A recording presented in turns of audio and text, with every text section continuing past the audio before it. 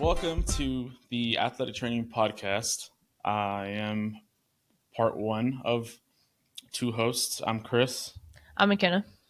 And so we kind of wanted to just create a podcast that mainly served the purpose of informing people what athletic training is.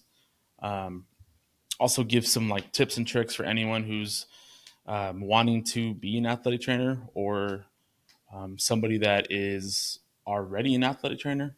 We'll also give kind of like some realistic reactions and experiences from two current grad students who are both in different walks of life.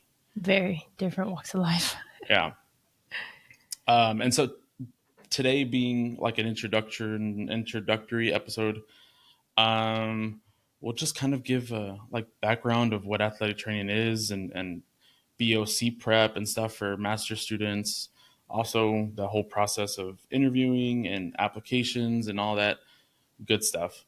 Um, so, McKenna, do you want to tell the people where you're from, um, what interested you in athletic training, that type of stuff? Yeah, I'll kick it off. I'm McKenna, and I am from a super small town in South Texas named Tilden. Not very many people know where it's at, but I actually graduated with like 15 students in my class, which everyone thinks is absurd, but has its perks, I guess. And then from there, I did my undergrad in Corpus at Texas A&M Corpus Christi. I actually played 5 years of basketball there. Great experience. Had a blast down there. And that is kind of where my passion for athletic training came from. I was hurt, unfortunately, my first 2 years a lot, but that was partially because I went into my freshman year, give or take 120 pounds at 5'11". So, yeah, had a lot of muscle to put on to stay healthy those first 2 years. And then from there, graduated with a bachelor's in kinesiology, emphasis in pre-allied health, and then transferred to UIW to get my master's. Woohoo. Yeah. And so, just an FYI to people who are watching, yeah, we're currently in San Antonio at UIW, University of the Incarnate Word. We're part of their master's program, and we're graduating in like 3 months, which is May 10th. it's pretty I can't come fast enough. cool. Yeah, I'm ready to graduate. And so I'm Chris. I am also from a small town in South Texas, but not nearly as small as yours. My graduating class was like 700, and it was at that time a population of like 10,000. So Yeah, I would not call that small. I mean, compared to you, I guess. And so I grew up in a super small town. I got hurt in high school. I had a pretty significant knee injury, and that's kind of what took me to the training room. The athletic training room. And I didn't know much about what sports medicine was or athletic training or anything. But I knew I always liked medicine and I always liked sports. And so that was kind of the combination of the two. And just the overall experience with rehab and all that stuff, I think left a pretty positive mark on my life. And it kind of grew that fire, I guess. I think at high school, I knew what I wanted to do was athletic training. And so I got my bachelor's. I started off there in the Valley at UTRGV and then transferred to UTSA, got my undergrad there. Then I switched spurs to UIW. Cool. And so I think as an athletic trainer, I probably want to do high school. I think I really enjoy being in high school. And then I also enjoyed I had that one rotation at the Air Force Base here, and I really liked it there too. So I think I might want to transition maybe someday. But those are probably the two primary settings that I want to be in. Um, what do you want to do? What setting do you want to be in? I really haven't figured that out yet. I'm at a high school currently right now, and it's not bad. The hours are fantastic, but I also know that's not realistic everywhere. Like right now, give or take, I may work 45 hours a week. That's with Saturdays included. So, Must be nice. yeah, I, it is nice. It's a great work life balance, but I know that's not realistic. So, I don't know if I would like to start off at a high school and then transition maybe into college later on to like clinic based, but we'll see. yeah, I cannot do clinic. There's no way. I need to. No, I need to do something. I need to see life. I don't know. I need sports. I can't do like Gen Pop. But there also are settings where you can be like a you could be in like a sports specific big like clinic. I've seen like performance centers and stuff like that that also use PTs and ATs. Yeah, you could also go into like a hospital clinic Yeah, aspect of it, yeah, and they do cover football and that's true. So here in San Antonio, there's BAMC or SAMC. I don't know. It's one of those. They changed the name, and they have the Center for the Intrepid, and it's like the service members that got like seriously injured, like they're missing limbs, and I don't know, they have half their body blown off or something with going to war. So I think that's pretty cool, but I looked into it and they actually don't hire athletic trainers. It's only PTs. So, dang. oh well. And so again, I think our main purpose for this podcast is just to kind of inform people of what athletic training is. I think the majority of people, outside of the sports setting, don't necessarily know what athletic training is. I think we just wrap ankles and do serve Put on a waters and band stuff. aid. Yeah, and band aids. Don't you dare call us water boys or water girls, because that is not what we are. And there's definitely a lot more that goes into becoming an athletic trainer. There's a lot more that we do, especially like I mean, we evaluate injuries. We give first aid. We do sport coverage, and by sport coverage, it's basically kind of standing around, giving some aid, wrapping up cuts and scrapes, and making sure that the athletes are alive and at their like top level performance. I don't think that we're just standing around and giving water bottles. I think there's a lot more medicine involved than people think. I know our program director kind of, I'm trying to think of the word. He kind of like compared us to advanced EMTs. We don't push meds like paramedics, but we basically trained to do everything. We're trained, not everything. We're trained to, I guess, keep people alive, which is a big thing that EMTs and paramedics Oh, do. yeah. And also, like, people don't realize that there's athletic trainers everywhere. It's not just in high school or college or on pros or in the pros. I mean, we're in the military, like I mentioned before. Um, they Factories. Factories, yeah, factories, warehouses, Amazon, I think Boeing, like big, huge corporations, Toyota. There's definitely a need for athletic trainers. I think they adopted that philosophy from, I think it was either Japanese or someone from, it was Chinese or Japanese person. I know for sure it was on the other side of the world.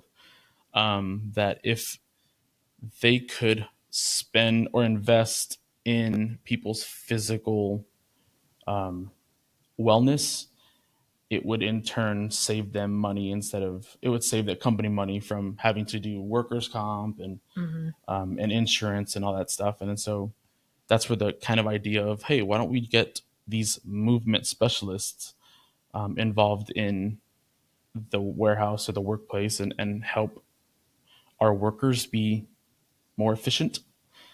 So that's where that need for athletic trainers in the industrial setting came through. There's also athletic training in rodeos. Rodeo is a pretty extreme sport, and if you know anything about it, there can be some gnarly injuries that happen. Oh yeah. Also, construction sites. Yeah, construction sites are actually becoming a bigger aspect of our lives. Yeah, I've driven by a construction site, and I've seen guys doing jumping jacks and You see them all in a circle, jumping jacks, stretching. stretching Yeah, and stuff. it's super funny. I've Yeah, I've seen I've seen it twice. The second time I drove by a construction site, there was a guy that was taping somebody's ankle, yeah. which is pretty cool to see.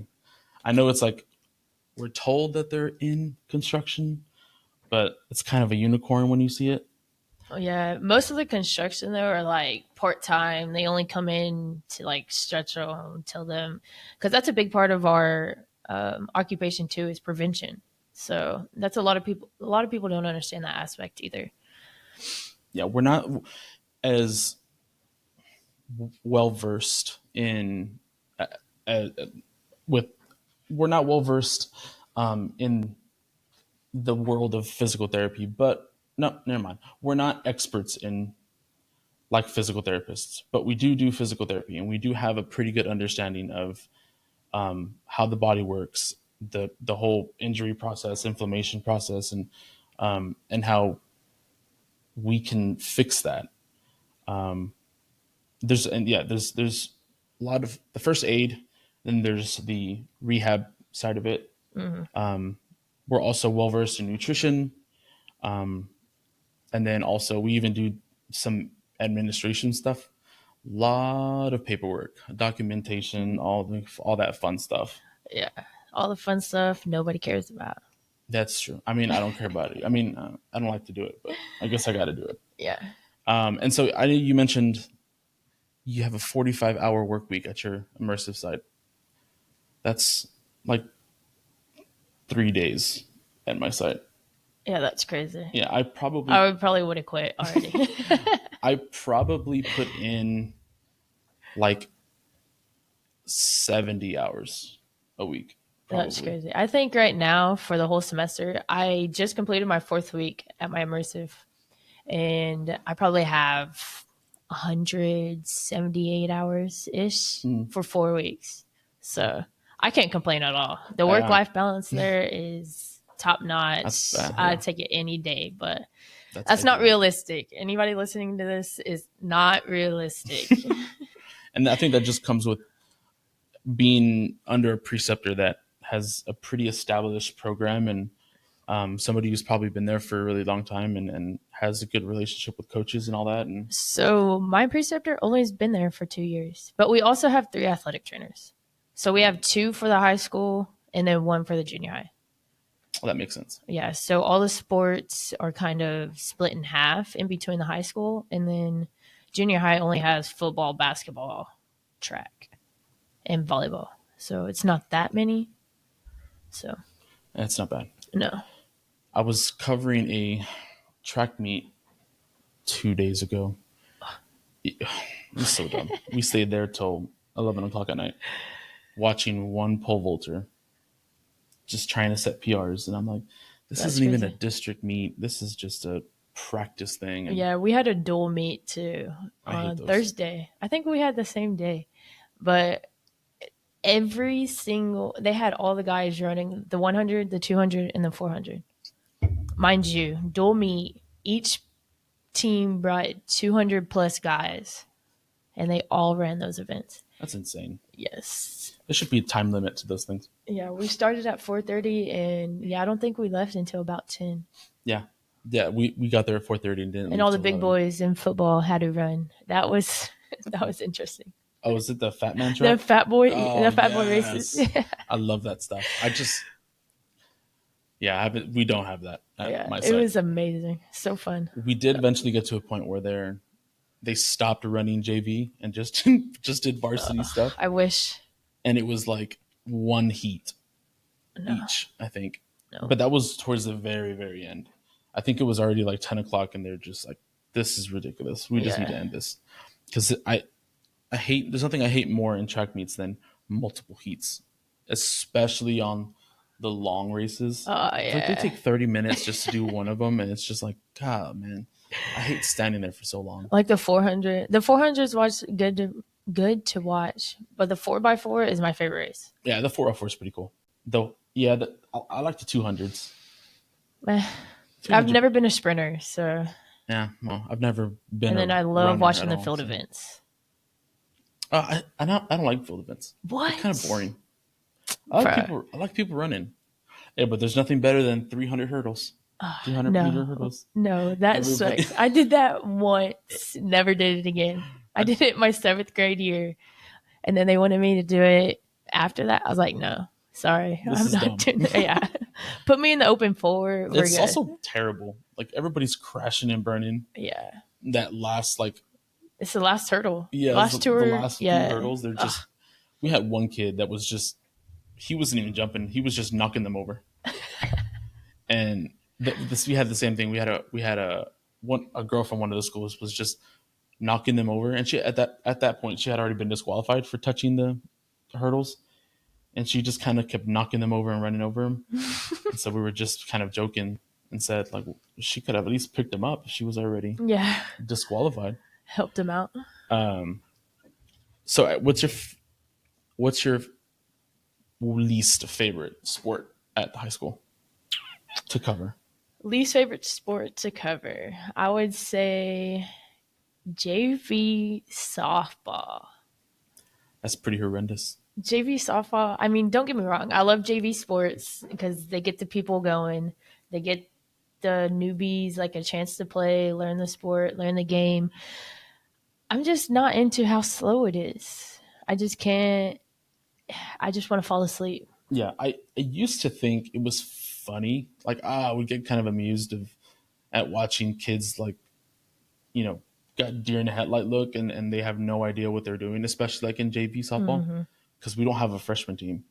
Yeah, we don't either. It was just straight into JV. And it's just Yeah. like a bunch of girls who probably never play softball in their lives Oh just yeah. running out there. And I used to think it was kind of funny.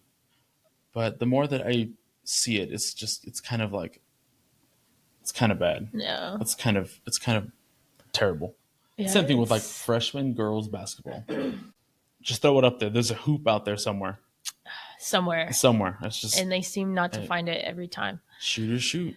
So basketball being my actual sport, I cannot stand freshman or JV basketball. Cannot watch it. It is horrendous to me. It's just not good basketball. Our JV's pretty good. Our Let me rephrase that. Our JV girls, actually, the JV girls basketball team is probably the. I mean, the girls basketball teams are probably the only ones that are good. No, I don't actually cover basketball right now. Only have soccer, and then we help out with baseball and softball. That's right. You said because you have three ATs and they each kind of cover their Hmm. sports. Yeah. So we got my main sports right now are track and soccer, Okay, boys and girls, that's and not too then bad. football. But football's out until spring ball. But I won't be Soccer's. there for spring ball, so Oh yeah. I'll miss it. I'll probably go back once I reach my hours. I'll probably go every now and then. I definitely won't show up at 7 every morning and leave at 10 o'clock at night. Yeah. Definitely won't do that. Um, but I think we should probably move on. So I think we should maybe start talking to the listeners that are thinking about becoming an athletic trainer. So there's no longer a way in per se. Like you need to. There's not a way after. Just it used to be that you could just get a bachelor's and then you be able to practice and all that. I think Sit you for your actually boards. still might, as long as it's a license in the state of Texas. Yeah. Um, but in order to have an actual athletic training certification, you need a master's degree, and then also you have to take a boards exam. Ours is called the BOC, Board Certification Mm. exam. And so you kind of want to start it off like what that process of applying is and all that good stuff. They actually have now more universities going to a 5 year program to where you can start in the undergrad and only have 1 year after, 1 year extra too. Why wasn't that a thing? Yeah, That would have been great to have. I wish. Wow. But here we are, But here eight we are. years later, still trying to get a certification in athletic training. It's just hey, we're almost there. Um, so kind of like so backtracking. I know that I mentioned that we're also in two different walks of life. Um, I am the oldest one in our cohort. I am 29. I'll be 20. I'll be 30 in a couple weeks. Um, and then I'm also married. I have two kids. We have one other classmate that's married, no kids. I'm the only one that has kids. Um, and so you're not married, Not married. no kids. It's kind of easy. I mean, I feel like I feel like it's kind of that's more ideal. I definitely wish. I don't regret having kids, but I do regret wasting all that time and not finishing school. Yeah, I mean, I can only imagine how hard it is with kids Yeah, because there's times where I feel like I don't have any time for myself or even my girlfriend. Like, there's times I have to make that extra commitment just to have us time. I can only imagine what it feels like having a wife and kids. yeah. There's definitely not a lot of us time, but we try to make the most of it. I mean, especially now with it being the last semester and all that. Like it's being that the last semester demands so much from you. Like it's even worse. I'm not. I'm definitely not home as much as I would like to be. So yeah, it definitely is way more difficult to be in this position and even like my undergrad. I did my undergrad with two kids, so that was not entire. That wasn't terrible, but a master's degree is Yeah, it's pretty tough. you didn't have all the clinical hours that you had to get in undergrad, so That's true. you were able to be home with them more, have some Yeah, more family time than you are now. yeah, But and that just kind of gives you a glimpse of like what it gives them. I guess our partners a glimpse of what they should expect being with an athletic trainer. It's a lot and it's a big sacrifice. And so I mean we both. I mean I know you feel that sacrifice, and I feel that sacrifice, and it just sometimes it kind of just stinks. Like, and it also it stinks that our partners have to feel that, but I guess it's also reassuring. Like, that they must really love us. It's enough to kind of stay with us, even though we're never home. right, And so yeah, that's kind of like the difference of McKenna and I is just older. I'm older, and just I have more experiences and things going on in my life than she has. And I'm not saying that it's her path has been easy, but it's been different than mine. But I think we've both kind of adjusted and kind of grown. And we're both super excited to be out of here. We just got to pass our boards. yes, So with so going back to the whole process of applying, so you have to go through in order to get athletic training certification, the ATC credential. You need to go through a KD accredited program. I'm not too sure what the acronym from KD is. It's too long of a word. It's CAATE. yeah, Yeah. And so it's basically just it's proving that this program is qualified to teach the curriculum of a master's degree in athletic training. And so you have to apply through the KD website to to schools that have that accreditation. I think it's katie.org, I honestly do not remember. katie.com. I don't know. We'll have to just post that link. But they have everything there. You look at what program you want to get to, whether it's athletic training, physical therapy, occupational therapy. They have all that stuff, and then you can kind of even narrow it. Like, oh, I want to do it in Texas. Okay, well then it'll show you all the athletic training programs in Texas, and so on and therefore so forth. You have to go and visit the university's site and see what all your required courses and hours and GPA requirements and all that stuff. That you have to take all that into consideration whenever you're applying for the program. Some schools require you to have courses that you never took or can't take because your school that you're currently at doesn't offer.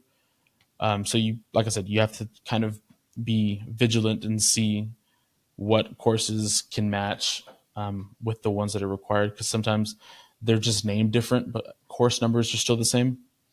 So I you have to do all that, and then some require, I think, a letter of recommendation or two Yeah, I letters. think it was 2 letters of recommendation and observation hours Yeah, of and then I sports medicine. I can't remember if they require you to take like a GRE, or I didn't have to take one. neither did I. I think some require you to, and then some of them don't. Like I said, and it's just, I'm pretty sure even on the Katie website, it'll even tell you what those Yeah, I requirements think it are. does.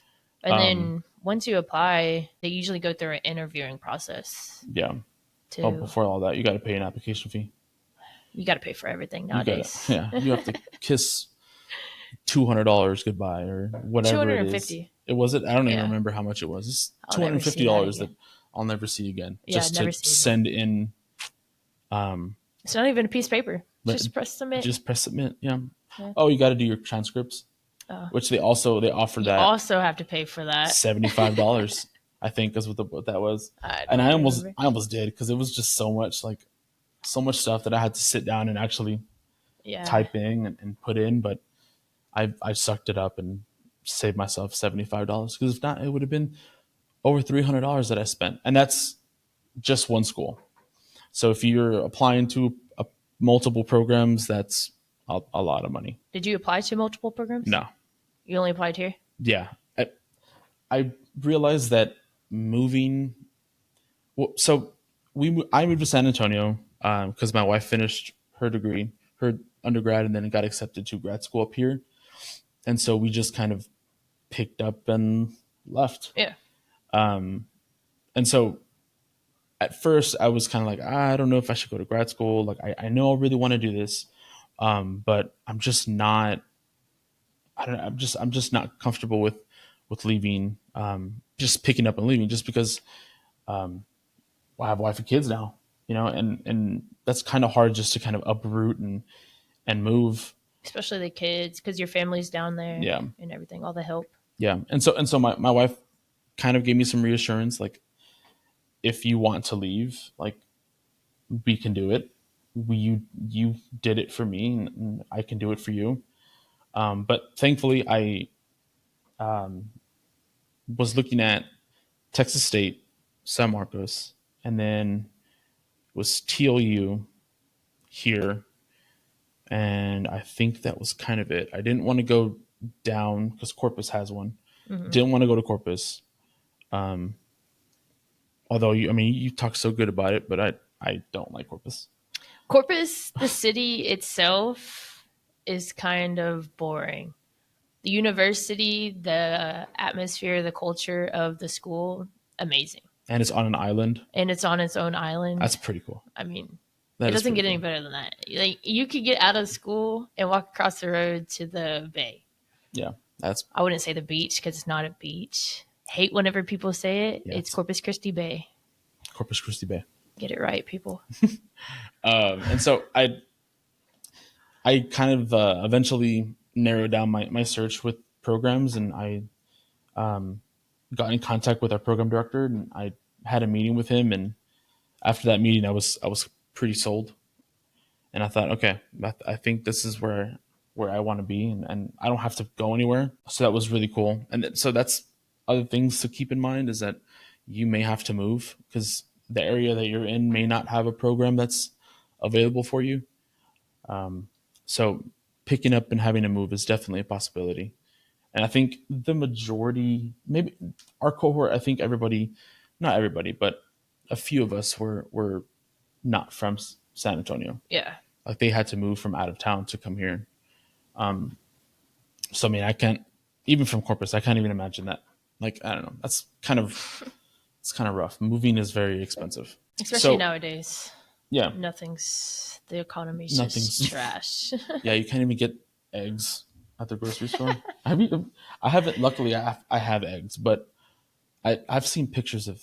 Yeah. No, so I actually went to HEB the other day and ran out of eggs. So I was going to get some. There was no eggs. There was like one crate of the 12 count eggs. And I was like, grabbing eggs, like, there's no tomorrow. Because what happened to them all? Yeah. I don't know. I really don't know. I don't know Chicken either. shortage. I mean, because there's chicken in the chicken aisle, Yeah? but Chicken aisle? there's not. There's no eggs. I don't know. I don't know. Luckily, my parents have Chickens? 73,000 chickens, and so there's always an abundance of eggs. So I don't have to deal with that issue. But Must be nice. and so, okay, so let's say you pick a program, you get that email saying, "Hey, we want to interview you." You want to talk a little bit more about that? The interview process was kind of different for me because I was also in the middle of collegiate basketball. So I was in the middle of the season. They emailed me and they're like, hey, we'd love to set up an interview process and get to know you better, see if you're a good fit for the program. So I was like, so I won't be able to come in. Is there any way we can do it over Zoom, Teams, whatever works best for y'all? So they're like, yeah, we can send out a Teams meeting and go from there. Like, we'll make it work. So we did that. I was on there with our director and the assistant director. Okay. So And then there was also a student from the last cohort. I guess he was the second year at that time. Okay. It was before that class. Oh, before it. Okay. Yeah. I got you. And so I had a different thing. I had it since I was in San Antonio. I had the ability to do it in person, and so I think a lot of people did it on Zoom. It was also kind of close to COVID still. That's true, but So I I don't don't care know. about COVID. So I did it in person, and it was pretty nerve wracking. I think. Well, first of all, I wore the wrong shirt, and You wore a UTSA shirt, no? I did. I didn't have any like nice pillows, and I didn't think. I don't know, wearing a UTSA shirt at a UIW school was a bad idea. I didn't think anything. I didn't think about it before I did that. And so the very first thing that our program director said was nice shirt. And so if you want to make a statement, you definitely can. But Dr. Souls actually she said that she wrote notes about my shirt, or that Did you she see 'em? wrote on my application or whatever, like UTSA guy, or like, yeah, That's what she knew you as. it's a big no. Don't do that. So yeah, I did the interview process, and they kind of ran through questions. I don't even remember if they even sent out the questions. They kind of just like hit me with them. Yeah. And so that was that process for me. So you'll get an interview process, and then sometimes I think they even do two of them. I think they might. They did two with me, but the second one was more of a, hey, we really like you. We'd like you to come. Like, more of an acceptance than it was an interview. Okay. I just got an email. That's Actually, Awkward. I didn't get an email. I got a phone call and I didn't answer it.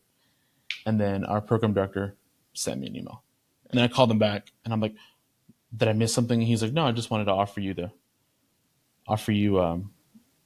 opportunity to be in the program. And I'm like, Mhm. okay, well, I already said yes on the email, but what do I do now? He's like, nothing. Just Double wait. confirm. Yeah, just double confirm. And so that's always that's a good thing. Like it's to get into a program, it's pretty awesome. I felt pretty proud at that moment.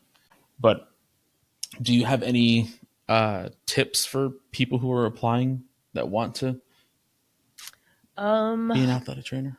I would say really focus on academics in the undergrad. Don't just blow them off because whenever you get into the master's program, a lot of the stuff from the undergrad classes come back. Mm, And that's the stuff that you really need to know to pass those certification tests at the end of the 2 years. And then I would also say be passionate. Because yeah, if you're not passionate and you don't really love this job, it's not going to work out for you. yeah. I think so. I think that's pretty good advice. You'll so a lot of schools typically have so many hours of like observation that you need to satisfy before applying to the program. And I talked to our program director about that, and he said that the main thing, the main reason why they have that requirement is just they want to make sure that you know what you're getting yourself into. See, I did not do observation hours with an actual athletic trainer. I did mine with the PT. Mm, So I didn't know the extent, but I did because going through basketball. Like there was a lot of times us as a team were like, hey, we're not coming in for Saturday, Sunday treatments because we understand that we've been on the road for 3 days and you need time. yeah, Even though the coaches are like, hey, treatments are tomorrow, make sure you get in. We understood that she has a life. She doesn't want to come in either. yeah. Everybody needs time to themselves. So we kind of helped out our athletic trainer my first 3 years. Hmm. My last 2 years, I didn't really go to the athletic trainer. We just had some differences. Yeah. But I'm actually surprised you had an athletic trainer. I didn't have one in high school. Oh, in I'm college, talking that's about right. college. Okay, Yeah, yeah. Yeah. College that's never is the mind. first time I was introduced to an athletic trainer. I had an Prior to that, I had no idea what they were. I had two of them in my high school, which is kind of, I mean, that's kind of standard, but Yeah, no. I only had like 7, 8 girls on my basketball team. So I don't think an athletic trainer was that big of a deal. it's insane. Yeah. I mean, there was only 7 or 8 people at the school, so Yeah. I mean, pretty small. I think we had like 260, 70 kids from pre-K to 12th grade. So that's your insane. graduating class had more I than my whole mean, entire the school whole did. entire town probably. Maybe. Uh, so maybe some tips that I would probably give for applicants who are interested in getting a master's in athletic training. Kind of piggybacking off of what you were saying, like be intentional. Um, this is not this is not an easy endeavor. I think this is going to require a lot from you, and it'll break you, and then it'll also make you kind of lean on people that you never would expect to lean on. You'll kind of it's so challenging that you'll figure out what you're made of Yeah. and how much you can push yourself and learn and do. I think yeah, this is also gives as much back as you put in, and if you invest time into studying and getting your hands on people and learning everything and learning all the different modalities that we use and all the just everything and how everything that we do and knowing that every body is different, and the more that you kind of like learn and put time into, the more rewards you'll get. Also, don't wear the wrong shirt. Make a good first impression. Yeah, don't wear a polo shirt and khaki pants.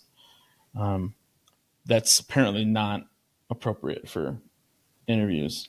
I'm glad I did mine on Zoom. I was in a t-shirt and some shorts. So Nice. Must be nice. yeah, it was. I also think I did it whenever I had my interview. I was in a hotel room in Louisiana somewhere because I was on the road for basketball. They So probably saw your GPA and just thought, we just have to make sure this is that's an another actual thing. real person. Yeah, that's another thing. Have a good GPA coming from your undergrad because not only will you get accepted easier, I wouldn't say automatically, but also it can open doors for scholarships and other things to apply to help pay for the master's program Yeah. because it's not exactly what you call cheap. Neither is undergrad, but I mean, yeah, grad school, especially at a private here, school like ours, like us, yeah, yeah, it costs definitely costs more than my entire undergrad in these 2 years. Um, yeah, I apparently for like actual like job interviews, I'm you have to wear a suit and tie. Like I'm sorry, yeah, you have to wear like a suit. Yeah, I'm not looking forward to that. yeah. If anybody knows me, I'm not a very big dresser upper. Yeah, I'm content in my sweats and a t-shirt I and a mean, hoodie. you could, yeah, but you can throw on a pantsuit and look. I could, but I'll come to that whenever I get to it. Yeah. Figure it out. That's kind of all we had today. We kind of just wanted to I mean, wanted to do some business, but we definitely just kind of wanted to show our faces and give an introduction of who we are and what we want to do. Um, and so, with closing, what's your favorite snack to carry during games or practice? Ooh. Um, I would say that's a good question. I'm not a big snacker, so I don't know. I'm a big I snacker. no, I usually bring for after school. I usually bring some sort of fruit. Lately, it's been bananas. I've been into apples. I'm a big fruit person. I'm really a healthy eater too, so Yeah, she eats the same thing every day. She eats ground turkey, beef, I change it up. Ground beef, chicken, vegetables, some rice, potatoes, sweet vegetable. potato. She does one vegetable. It's green beans, I eat broccoli, string beans. green Okay, beans, and rice, broccoli. and then she just throws a bunch of barbecue sauce on Barbecue sauce and hot sauce. it. Hot So sauce good every day. That was her every day. lunch every single day Hey, you got to save in money where this you can. program. That's true. So you said fruit is your Yeah, favorite snack? fruit, and then I usually brought like a yogurt, like the little Okios or little Well, I'm yogurts. not boring. So I I love sour candy and I Mm. love gummy candy. So anything like sour gummies is perfect.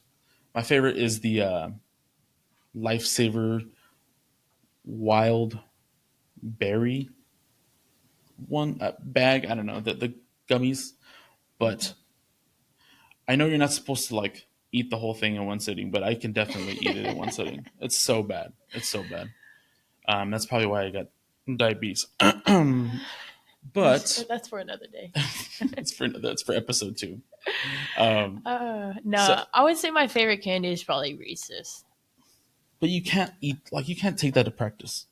No, it'll probably melt, but Yeah, if not, I usually get some like candies from the kids because they don't necessarily eat healthy yeah, or think about their bodies before they're about to run or that's do true. competitions. Yeah, So, they eat like nachos, concession stand nachos. or the Frito pie or the hot Cheetos with the cheese on Or they'll it put from the concession like stand. lime juice on. So Yeah. it's like, man, like My body could never. I'd enjoy have it. heartburn. Eat. Heartburn would be I crazy am at in the middle of the a race. I am at the age where I have to time my chicken wing consumption or my chicken wing meals. I have Oh, to make sure that I don't have buffalo wings after like 8 o'clock because if not, I'll be choking my sleep. I could throw down on some chicken wings all day, any day. Where's your favorite spot? What do you mean? for wings? I go to Wingstop most of the time just for like fast. But if I'm going to sit down somewhere, we have this place in Corpus called Wings and More. Mm, So good. that wasn't. That's not the. No, that's not. Wings and More is different. There's. I've been to the. Oh man, the Barnyard or the Red Barn or something in Corpus. Mm-mm. I think that's what it's called. I don't know. Anyways, so every week we'll finish with an immersive story of the week. Um, Sorry to put you on the spot. What's your immersive story? Um, I would Anything say interesting? my immersive story would probably have to be Thursday at our track meet. We had this girl that had just finished the 400, and I was taping somebody's ankle because they semi tweaked it during hurdles. But after I was finished and I was putting it all up, I walked over to our cart, and this girl was like, "Hey, I don't feel good." And one of the student athletic trainers was like, "Hey, I think she's about to pass out." And as soon as I go over there, she faints. So like grab her head so it doesn't hit the cart. And I called my precept. I was like, "Hey, I need help getting her to the table." And so we got her to the table, woke her up and everything. Asked her all the basic questions: What'd you eat? How much did you have? When was the last time you did it? And come to find out, she didn't eat since breakfast and had a monster for lunch. Things not taking care of the bodies. Well, anyways, progressed. Her legs started to cramp. She was going in and out, and then we got her Powerade and started giving her Powerade. She came back, was talking, and then she ended up having a panic attack. That's pretty common. Yeah. She said afterwards that I was her first time passing out, so it really threw her off, and she just started panicking, like Yeah, didn't know what was happening. that's not. Yeah, that's pretty rough. Yeah, so I would have to say that's the story of the week. It's a good one. So mine actually wasn't this week, but I'll use it. I think I talked a little bit about it. Um, but I actually have more info on that. So we had a track athlete um, athlete come in. I believe I think he's a freshman or a sophomore, something like that. Came in and said that he fell the other day. Don't know how long ago the other day was. That's also another thing in athletic training in high school. You have to learn lingo. The other day means a long time ago. Yeah, they never tell you right away. And so he was doing sprints, tripped on his own feet, and kind of did like a tuck and roll, um, and experienced some like numbness and tingling, kind of going down both arms. And so we kind of saw him and kind of ran through some tests, and he had some like tenderness with like cervical rotation and flexion and all that, but nothing like crazy that was screaming out, but just basically because of the numbness and tingling, like that nerve stuff. We're just like, maybe you should go and get seen. Red flag. And so he went to the doctor Thursday or Friday, one of those. Doctor was like, yeah, based off of your mechanism of injury, we don't know if, he couldn't find anything, but he's like, it's probably best that we do an MRI or some more tests and then just X-rays, because X-rays were negative. And so did the tests or whatever, and then came back school Monday. I walked in the training room, and everybody was kind of in a panic. And so they had just gotten off the phone with the ortho, and the ortho just got the results from, I think he had an MRI, that they found that he had an unstable, oh man, teardrop fracture of C5. And so we needed to like immediately find the kid and one, put him in a in a collar, and two, they had to take him to the ER. And so we tried to get a hold of his parents. Couldn't find dad. It appeared dad fell off the face of the earth because he did not pick up his phone, didn't answer, none of that. And so we eventually called mom. Mom was in the middle of doing her Zumba classes and left that. And then we ended up finding the kid at school because he didn't have a phone.